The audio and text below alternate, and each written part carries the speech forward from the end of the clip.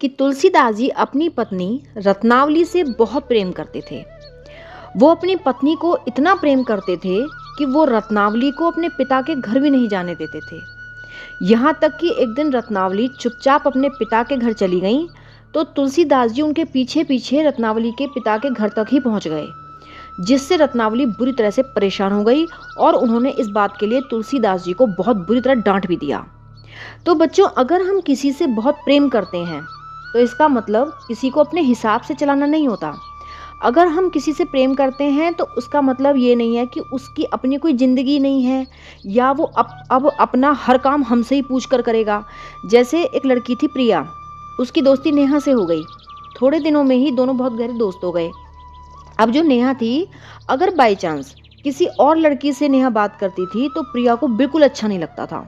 वो नेहा से किसी और से बात करने को मना करती थी। इतना ही नहीं, अगर नेहा उसके बिना कहीं चली भी जाती थी तो भी प्रिया उससे बहुत लड़ती थी और उससे बात करना बंद कर देती थी। प्रिया की इस आदत से नेहा बहुत परेशान हो जाती थी। जब नेहा ने देखा कि प्रिया उसे अपनी मर्जी के हिसाब से चलाना चाहती है तो धीरे धीरे नेहा ने उससे बात करनी बंद कर दी और धीरे धीरे नेहा ने प्रिया से हमेशा के लिए दूरी बना ली। तो बच्चों, अगर कोई हमारा बहुत अच्छा दोस्त है या कोई भी ऐसा व्यक्ति है जिसे हम बहुत प्यार करते हैं, तो इसका मतलब ये नहीं है कि